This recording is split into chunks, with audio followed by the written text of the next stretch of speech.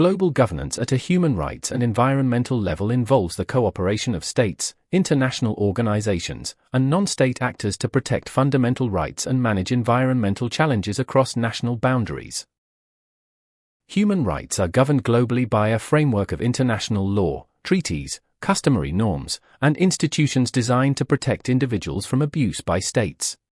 The international institutions that govern human rights are the International Court of Justice, the International Criminal Court, special UN tribunals, and the European Court of Human Rights.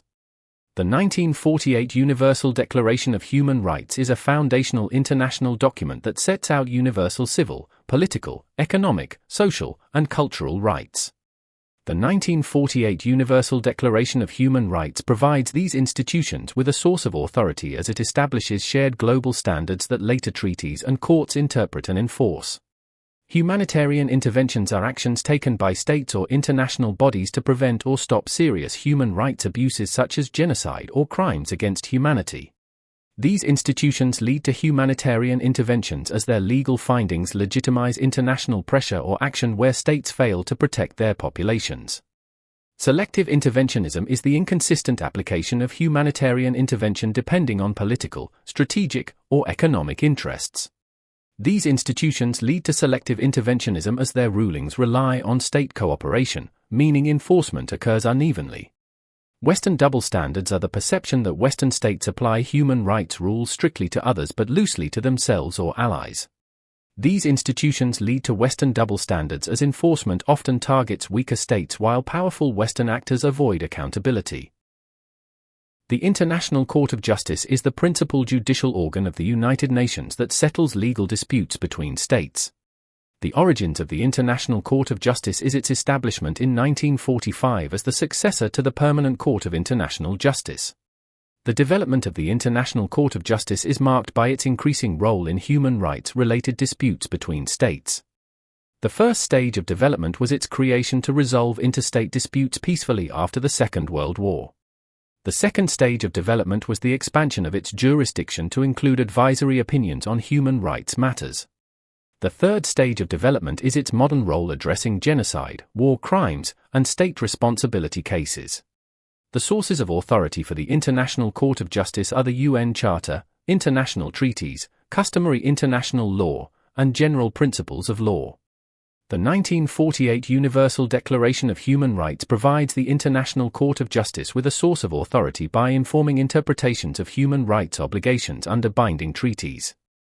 The key issues of the International Court of Justice dealing with human rights are genocide, use of force, and state responsibility. The issue of genocide is addressed where the court assesses whether states breach the Genocide Convention, as seen in South Africa bringing a case against Israel in 2024.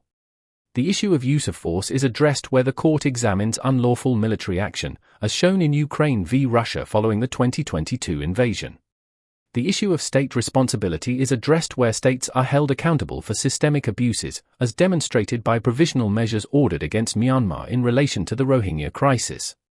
The International Court of Justice impacts state sovereignty as it limits absolute state autonomy by imposing binding legal obligations. An example of this is Russia being ordered to suspend military operations in Ukraine in 2022. The International Court of Justice has led to humanitarian interventions as its rulings justify international diplomatic and humanitarian pressure.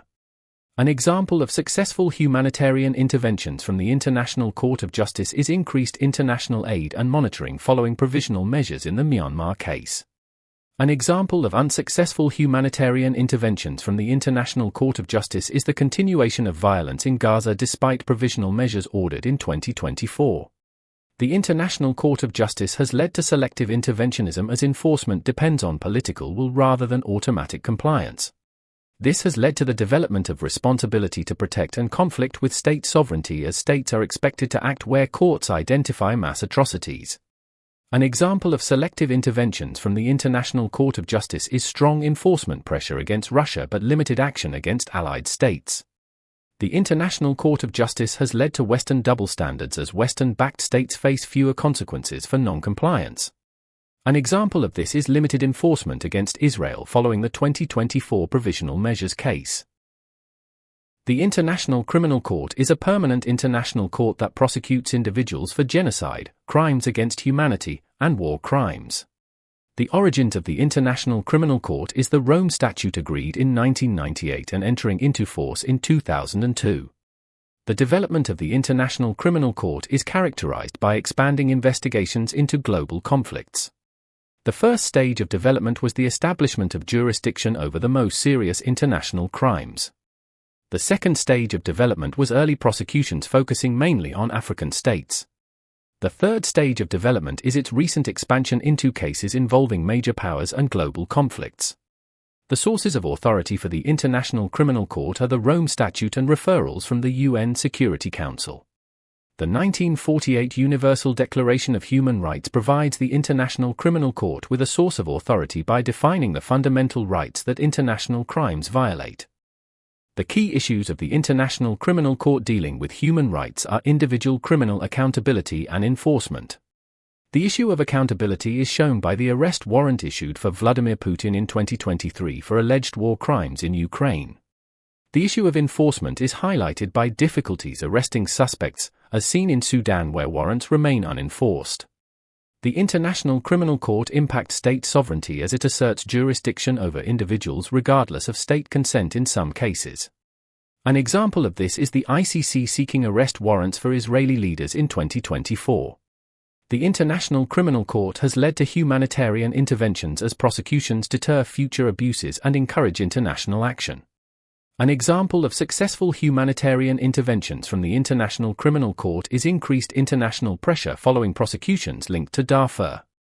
An example of unsuccessful humanitarian interventions from the International Criminal Court is ongoing conflict in Ukraine despite arrest warrants. The International Criminal Court has led to selective interventionism as some powerful states remain outside its jurisdiction. This has led to the development of responsibility to protect and conflict with state sovereignty as states resist external criminal oversight. An example of selective interventions from the International Criminal Court is the lack of cases against U.S. nationals. The International Criminal Court has led to Western double standards as Western states support prosecutions abroad while rejecting ICC authority domestically. An example of this is the United States refusing ICC jurisdiction while supporting cases against rivals. Special UN tribunals are temporary courts established to prosecute serious violations of international humanitarian law. The origins of UN tribunals are post-conflict responses to mass atrocities authorized by the UN Security Council. The development of UN tribunals is marked by their shift from ad hoc courts to hybrid and investigative mechanisms. The first stage of development was the creation of tribunals for Yugoslavia and Rwanda. The second stage of development involved hybrid courts combining domestic and international law. The third stage of development is investigative mechanisms such as the UN Syria mechanism. The sources of authority for UN tribunals are UN Security Council resolutions and international humanitarian law. The 1948 Universal Declaration of Human Rights provides UN tribunals with a source of authority by defining rights violated during mass atrocities. The key issues of the UN tribunals dealing with human rights are accountability and post-conflict justice. The issue of accountability is shown by convictions at the Kosovo Specialist Chambers in 2023. The issue of post-conflict justice is demonstrated by ongoing investigations into crimes committed in Syria. UN tribunals impact state sovereignty as they override domestic legal systems to prosecute individuals. An example of this is Kosovo cooperating with international prosecutors despite political resistance. UN tribunals has led to humanitarian interventions as findings support international sanctions and aid responses. An example of successful humanitarian interventions from UN tribunals is increased international engagement following Kosovo war crimes prosecutions. An example of unsuccessful humanitarian interventions from the UN tribunals is continued violence in Syria despite UN investigations. UN tribunals has led to selective interventionism as they are created only where Security Council consensus exists. This has led to the development of responsibility to protect and conflict with state sovereignty as intervention depends on political agreement. An example of selective interventions from UN tribunals is the absence of a tribunal for Yemen. UN tribunals has led to Western double standards as Western allies avoid tribunal creation. An example of this is the lack of a UN tribunal addressing alleged abuses by coalition forces in Yemen. The European Court of Human Rights is a regional court that enforces the European Convention on Human Rights. The origins of the European Court of Human Rights is the establishment of the Convention in 1950. The development of the European Court of Human Rights is marked by expanding jurisdiction over member states. The first stage of development was its role as an optional complaints body. The second stage of development was compulsory jurisdiction for member states. The third stage of development is its modern role addressing systemic human rights violations. The sources of authority for the European Court of Human Rights are the European Convention on Human Rights and member state consent. The 1948 Universal Declaration of Human Rights provides the European Court of Human Rights with a source of authority by influencing the Convention's rights framework. The key issues of the European Court of Human Rights dealing with human rights are political imprisonment, fair trials, and state violence. The issue of political imprisonment is shown in rulings against Turkey over the detention of Osman Kavala. The issue of fair trials is demonstrated by judgments against Russia prior to its expulsion in 2022. The issue of state violence is shown by cases concerning police brutality in Eastern Europe. The European Court of Human Rights impacts state sovereignty as it requires states to amend laws following adverse judgments. An example of this is the UK being required to review prisoner voting restrictions. The European Court of Human Rights has led to humanitarian interventions as its judgments prompt legal and humanitarian reforms. An example of successful humanitarian interventions from the European Court of Human Rights is reforms to detention conditions following adverse rulings. An example of unsuccessful humanitarian interventions from the European Court of Human Rights is Russia ignoring judgments prior to leaving the Council of Europe.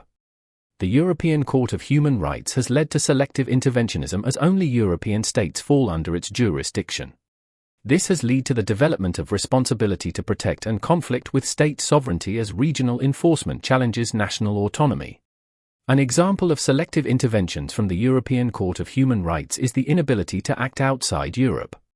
The European Court of Human Rights has led to Western double standards as non-European abuses fall outside scrutiny. An example of this is the court's inability to address human rights violations in US-led military operations outside Europe. The environment is governed globally by international agreements, scientific cooperation, and institutions that coordinate state responses to environmental harm. The environment is governed globally by the United Nations Framework Convention and the Intergovernmental Panel on Climate Change. The United Nations Framework Convention is an international treaty framework that brings states together to address climate change through cooperation and negotiation. The role of the United Nations Framework Convention is to provide a platform where states agree targets, share responsibility, and develop collective responses to climate change. The United Nations Framework Convention is significant to a greater extent as it enables binding agreements that commit states to action on emissions reduction. This is shown by the Paris Agreement being implemented and reaffirmed through summits such as COP26 in 2021 and COP28 in 2023. However, the United Nations Framework Convention may be significant to a lesser extent as it lacks strong enforcement mechanisms to compel state compliance. This is shown by many states failing to meet their emissions targets despite commitments made under the Paris Agreement since 2015. The Intergovernmental Panel on Climate Change is a UN body that assesses scientific evidence on climate change rather than creating binding law. The role of the Intergovernmental Panel on Climate Change is to provide authoritative scientific reports that inform governments and international negotiations. The Intergovernmental Panel on Climate Change is significant to a greater extent as its findings shape global policy and justify urgent climate action. This is shown by the Sixth Assessment Report released between 2021 and 2023 influencing national climate strategies and COP negotiations. However, the Intergovernmental Panel on Climate Change may be significant to a lesser extent as it has no power to enforce action on states. This is shown by continued global emissions growth despite repeated scientific warnings highlighted in recent IPCC reports. The International Court of Justice, International Criminal Court, UN Tribunals, European Court of Human Rights, United Nations Framework Convention on Climate Change, and the Intergovernmental Panel on Climate Change all address contemporary global issues, such as conflict, poverty, human rights, and the environment. The International Court of Justice addresses and resolves global issues involving conflict to a greater extent as it provides legal rulings and provisional measures that clarify state responsibilities, which is shown in Ukraine v. Russia, where the court ordered Russia to suspend military operations in 2022. However, it may address and resolve these issues to a lesser extent as it lacks enforcement power, which is shown in Russia continuing military action despite the court's ruling. The International Court of Justice addresses and resolves global issues involving poverty to a greater extent as it clarifies state obligations that indirectly affect economic conditions, which is shown in advisory opinions influencing reparations and development linked to decolonization cases such as Chagos in 2019 continuing to shape outcomes after 2020. However, it may address and resolve these issues to a lesser extent as poverty is not its primary jurisdiction, which is shown by limited direct impact on global inequality despite legal rulings. The International Court of Justice addresses and resolves global issues involving human rights to a greater extent as it interprets international conventions protecting populations, which is shown in provisional measures ordered in the South Africa v. Israel genocide case in 2024. However, it may address and resolve these issues to a lesser extent as compliance is voluntary, which is shown by ongoing humanitarian concerns despite the court's measures. The International Court of Justice addresses and resolves global issues involving the environment to a greater extent as it clarifies environmental obligations under international law, which is shown by its 2023 agreement to deliver an advisory opinion on climate change obligations requested by the UN General Assembly. However, it may address and resolve these issues to a lesser extent as advisory opinions are not binding, which is shown by continued global environmental harm despite legal clarification efforts. State sovereignty may prevent the International Court of Justice from effectively addressing these issues as states can ignore rulings, which is shown by Russia rejecting the court's authority after 2022. The extent to which international law is accepted and enforced may prevent the International Court of Justice from effectively addressing these issues as compliance depends on political will, which is shown by Israel disputing the binding nature of provisional measures in 2024. The performance of international courts may prevent the International Court of Justice from effectively addressing these issues as cases are lengthy and slow, which is shown by years-long delays in genocide and territorial disputes. The controversies surrounding international courts may prevent the International Court of Justice from effectively addressing these issues as accusations of bias undermine legitimacy, which is shown by criticism from powerful states following rulings related to Ukraine and Gaza. The International Criminal Court addresses and resolves global issues involving conflict to a greater extent as it prosecutes individuals responsible for war crimes, which is shown by arrest warrants issued for Russian officials including Vladimir Putin in 2023. However, it may address and resolve these issues to a lesser extent as it relies on state cooperation, which is shown by the inability to arrest suspects linked to the Ukraine conflict. The International Criminal Court addresses and resolves global issues involving poverty to a greater extent as accountability for exploitation and conflict-related crimes can reduce long-term instability, which is shown by investigations into resource-driven violence in the Democratic Republic of Congo continuing after 2020. However, it may address and resolve these issues to a lesser extent as poverty is an indirect concern, which is shown by limited improvement in living conditions despite prosecutions. The International Criminal Court addresses and resolves global issues involving human rights to a greater extent as it holds individuals criminally responsible for abuses, which is shown by arrest warrants linked to crimes against humanity in Gaza issued in 2024. However, it may address and resolve these issues to a lesser extent as enforcement is weak, which is shown by suspects remaining at large. The International Criminal Court addresses and resolves global issues involving the environment to a greater extent as it increasingly recognizes environmental destruction as a war crime, which is shown by prosecutors emphasizing environmental harm in recent conflict investigations. However, it may address and resolve these issues to a lesser extent as environmental crimes are not explicitly defined, which is shown by the absence of conviction solely for environmental damage.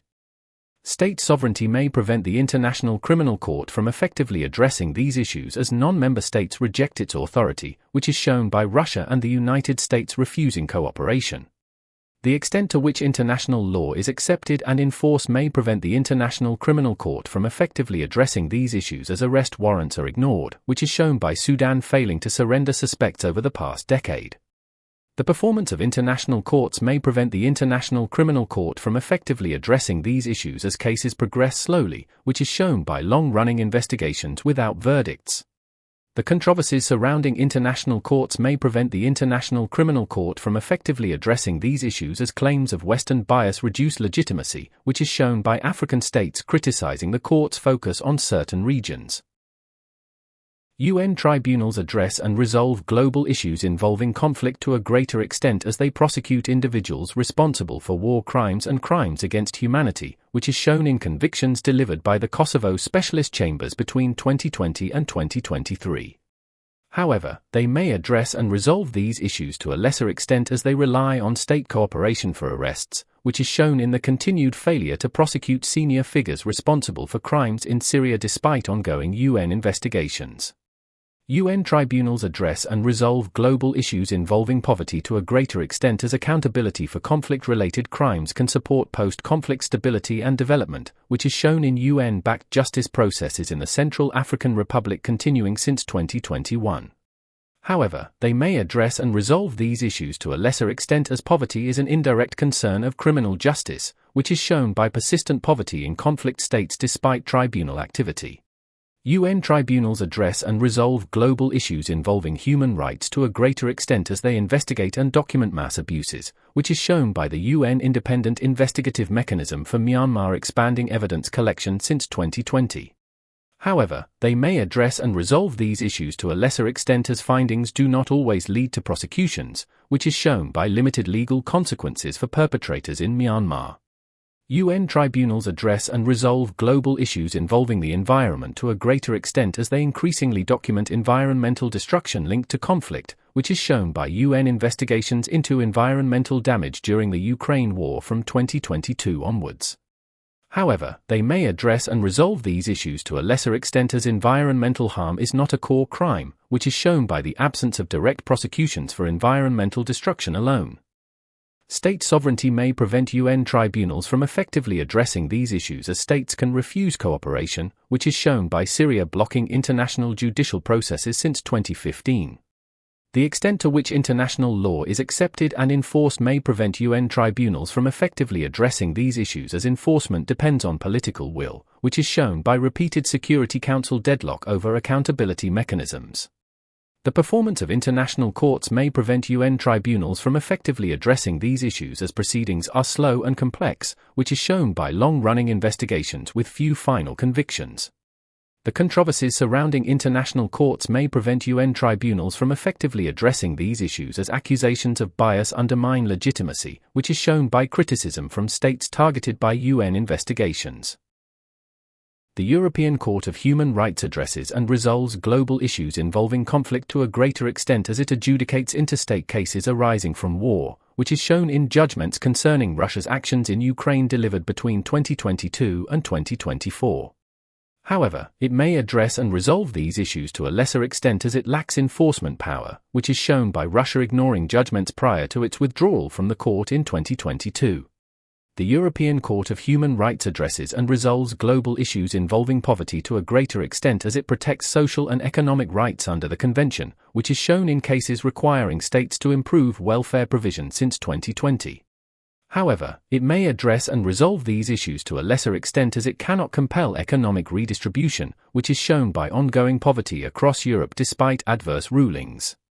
The European Court of Human Rights addresses and resolves global issues involving human rights to a greater extent as it delivers binding judgments against member states, which is shown by rulings against Turkey on unlawful detention between 2020 and 2023.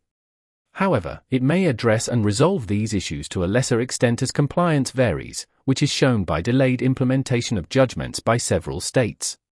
The European Court of Human Rights addresses and resolves global issues involving the environment to a greater extent as it recognizes environmental harm as a human rights issue, which is shown in the Klimaseniorin v. Switzerland judgment in 2024. However, it may address and resolve these issues to a lesser extent as its jurisdiction is limited to convention rights, which is shown by the dismissal of broader climate claims brought by young activists in 2024. State sovereignty may prevent the European Court of Human Rights from effectively addressing these issues, as states can withdraw or resist compliance, which is shown by Russia leaving the Council of Europe in 2022. The extent to which international law is accepted and enforced may prevent the European Court of Human Rights from effectively addressing these issues, as enforcement relies on domestic implementation, which is shown by slow compliance with rulings across Eastern Europe. The performance of international courts may prevent the European Court of Human Rights from effectively addressing these issues, as case backlogs delay justice, which is shown by lengthy waiting times for judgment since 2019. The controversies surrounding international courts may prevent the European Court of Human Rights from effectively addressing these issues, as political criticism undermines authority, which is shown by repeated challenges to the court's legitimacy by national governments. The United Nations Framework Conventions on Climate Change addresses and resolves global issues involving conflict to a greater extent, as it promotes cooperation over climate-related security risks, which is shown in climate security being formally debated at COP26 in 2021 following links between climate stress and conflict. However, it may address and resolve these issues to a lesser extent, as it lacks authority over armed actors, which is shown in ongoing conflicts linked to climate pressures in the Sahel continuing despite UN climate initiatives since 2020. The United Nations Framework Conventions on Climate Change addresses and resolves global issues involving poverty to a greater extent, as it supports climate finance and adaptation for vulnerable states, which is shown in the expansion of climate finance commitments reaffirmed at COP27 in 2022. However, it may address and resolve these issues to a lesser extent, as funding pledges are often unmet, which is shown in developed states failing to fully deliver the $100 billion annual climate finance goal by 2023. The United Nations Framework Conventions on Climate Change addresses and resolves global issues involving human rights to a greater extent, as it increasingly recognizes climate change as a threat to livelihoods and health, which is shown in the creation of the Loss and Damage Fund at COP27 in 2022. However, it may address and resolve these issues to a lesser extent, as human rights protections are indirect, which is shown by continued displacement of communities despite climate agreements since 2020. The United Nations Framework Conventions on Climate Change addresses and resolves global issues involving the environment to a greater extent, as it coordinates global emissions reduction efforts, which is shown in states submitting updated nationally determined contributions following COP26 in 2021. However, it may address and resolve these issues to a lesser extent, as commitments are voluntary, which is shown by global emissions continuing to rise after COP28 in 2023. Shallow green ecology is an approach that prioritizes environmental protection within existing economic systems, whereas deep green ecology is an approach that calls for fundamental changes to human lifestyles and values. The competing views of shallow green ecology and deep green ecology may prevent the United Nations Framework Conventions on Climate Change from effectively addressing these issues, as states favor economic growth over radical change, which is shown in resistance to fossil fuel phase-out at COP28 in 2023. Sustainable development is the pursuit of economic growth alongside environmental protection, whereas the tragedy of the commons is the overuse of shared resources due to individual self-interest. The competing views of sustainable development and the tragedy of the commons may prevent the United Nations Framework Conventions on Climate Change from effectively addressing these issues, as states prioritize national growth over collective restraint, which is shown in continued deforestation and emissions growth since 2015. The strengths of international agreements on global environmental governance are cooperation, shared standards, and long-term goal setting. These may help the United Nations Framework Conventions on Climate Change address issues involving conflict, poverty, human rights, and the environment, as collective action supports stability and adaptation, which is shown in coordinated climate responses following extreme weather events since 2020. However, the weaknesses of international agreements on global environmental governance are weak enforcement and reliance on voluntary compliance. These may prevent the United Nations Framework Conventions on Climate Change address issues involving conflict, poverty, human rights, and the environment, as states can ignore commitments, which is shown by missed emissions targets under the Paris Agreement by many states by 2023. The key international agreements among Rio, Kyoto, Copenhagen, Paris on global environmental governance are frameworks that establish principles, targets, and cooperation mechanisms. These may help the United Nations Framework Conventions on Climate Change address issues involving conflict, poverty, human rights, and the environment, as the Paris Agreement provides a common global framework, which is shown in near universal participation since 2016. However, these may prevent the United Nations Framework Conventions on Climate Change address issues involving conflict, poverty, human rights, and the environment, as earlier agreements lacked binding enforcement, which is shown by the failure of Kyoto targets to prevent long-term emissions growth.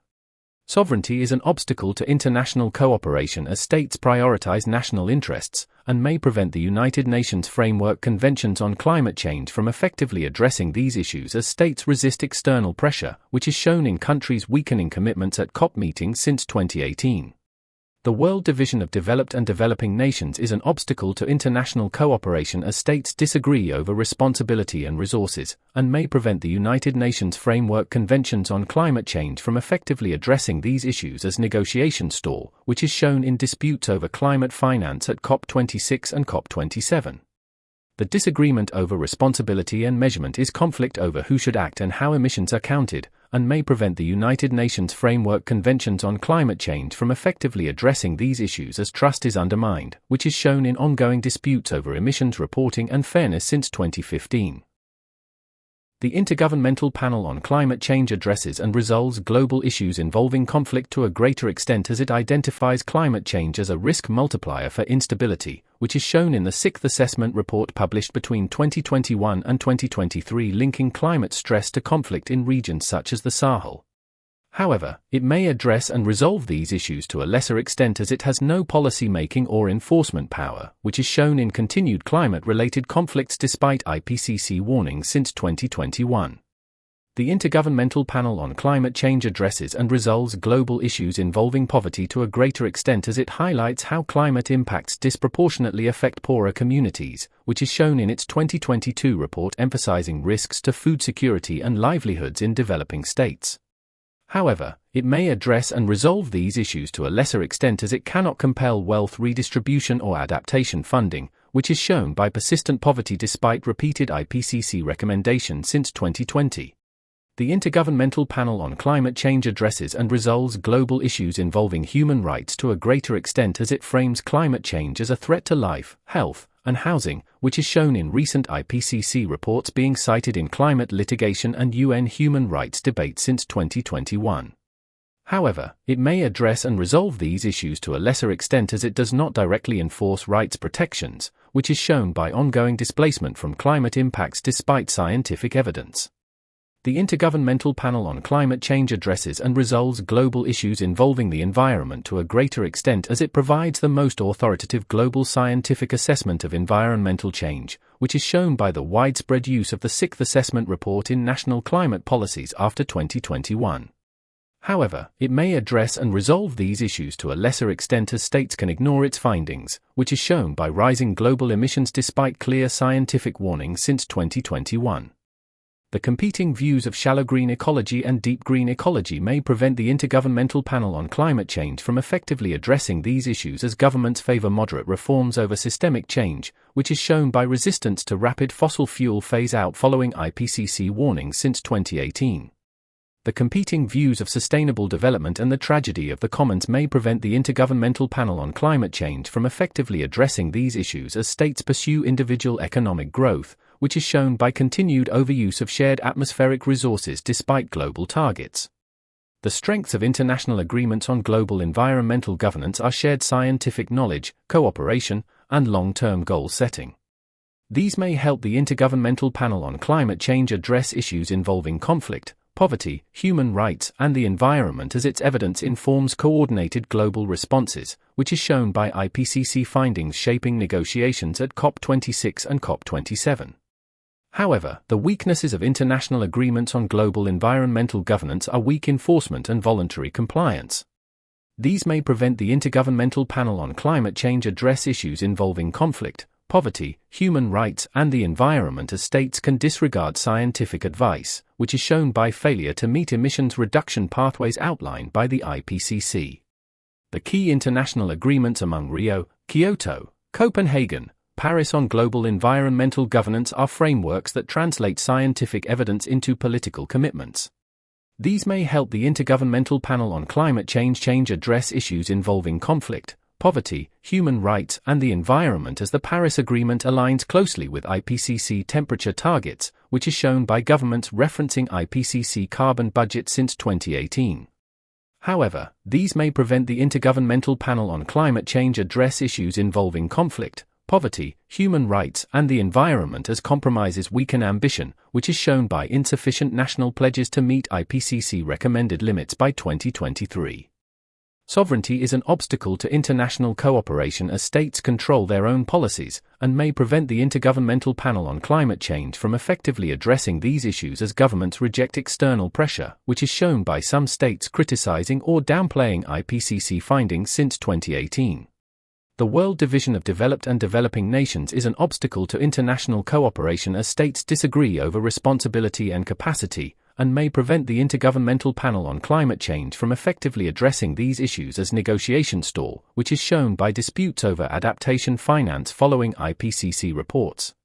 The disagreement over responsibility and measurement is conflict over who should reduce emissions and how they are calculated, and may prevent the Intergovernmental Panel on Climate Change from effectively addressing these issues as trust is undermined, which is shown by ongoing debates over historical emissions and reporting standards since 2015. The global civil society addresses and resolves global issues involving conflict to a greater extent as non-governmental organizations provide humanitarian aid and raise awareness, which is shown in international NGOs supporting civilians affected by the Ukraine war since 2022. However, it may address and resolve these issues to a lesser extent as it lacks enforcement power, which is shown in continued fighting in Ukraine despite widespread civil society condemnation. The global civil society addresses and resolves global issues involving poverty to a greater extent as charities and advocacy groups deliver aid and influence policy, which is shown in organizations such as Oxfam expanding food security programs during the global cost of living crisis since 2020. However, it may address and resolve these issues to a lesser extent as it relies on voluntary funding, which is shown in aid shortfalls during recent humanitarian crises despite increased need. The global civil society addresses and resolves global issues involving human rights to a greater extent as it monitors abuses and pressures governments, which is shown in Amnesty International and Human Rights Watch reporting on abuses in Iran following protests in 2022. However, it may address and resolve these issues to a lesser extent as authoritarian states suppress activism, which is shown in the arrest and restriction of human rights defenders in several countries since 2020.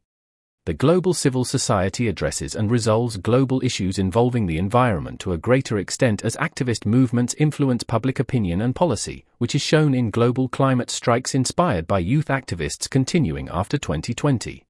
However, it may address and resolve these issues to a lesser extent as governments and corporations can resist pressure, which is shown in global emissions continuing to rise despite sustained environmental campaigning.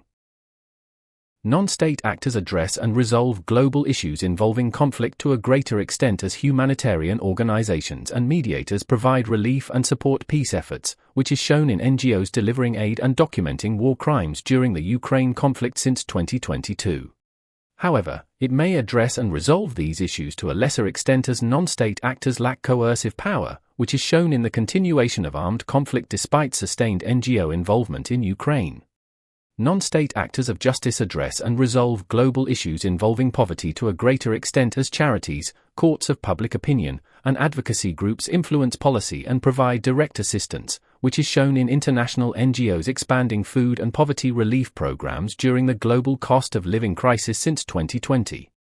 However, it may address and resolve these issues to a lesser extent as efforts depend on voluntary funding and cooperation, which is shown in funding shortages limiting aid delivery during recent humanitarian crises. Non-state actors of justice address and resolve global issues involving human rights to a greater extent as they investigate abuses and pressure governments through legal advocacy, which is shown in Amnesty International and Human Rights Watch reporting on state repression in Iran following the 2022 protests.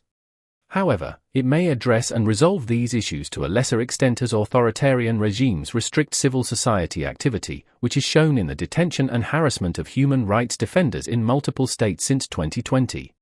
Non-state actors of justice address and resolve global issues involving the environment to a greater extent as activist movements and legal campaigners influence public awareness and policy change, which is shown in strategic climate litigation supported by NGOs across Europe since 2020.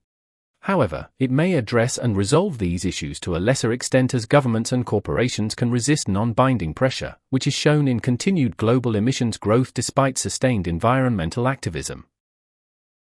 Non-governmental organizations address and resolve global issues involving conflict to a greater extent as they provide humanitarian aid, mediation support, and protection for civilians, which is shown in NGOs such as the Red Cross and Médecins Sans Frontières delivering emergency assistance during the war in Ukraine since 2022. However, it may address and resolve these issues to a lesser extent as NGOs have limited power to enforce peace or stop violence, which is shown in the continuation of armed conflict in Ukraine despite sustained NGO involvement. Non-governmental organizations address and resolve global issues involving poverty to a greater extent as they deliver direct aid and influence development policy, which is shown in NGOs expanding food security and income support programs during the global cost of living crisis since 2020. However, it may address and resolve these issues to a lesser extent as NGO programs rely heavily on donations and state access, which is shown in reduced aid provision following funding shortfalls in major humanitarian appeals in recent years. Non-governmental organizations address and resolve global issues involving human rights to a greater extent as they monitor abuses and apply international pressure through reporting and advocacy, which is shown in Amnesty International documenting human rights violations during protests in Iran from 2022 onwards.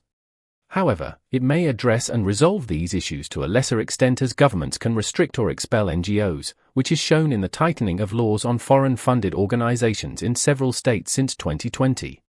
Non-governmental organizations address and resolve global issues involving the environment to a greater extent as they raise awareness and pursue legal and policy change, which is shown in NGO-supported climate campaigns influencing stronger emissions targets in several European countries since 2020. However, it may address and resolve these issues to a lesser extent as environmental protection depends on state enforcement and economic priorities, which is shown in continued deforestation and rising global emissions despite sustained NGO activism. Thank you for watching this video on human rights and environmental global governance. I'll see you in the next one.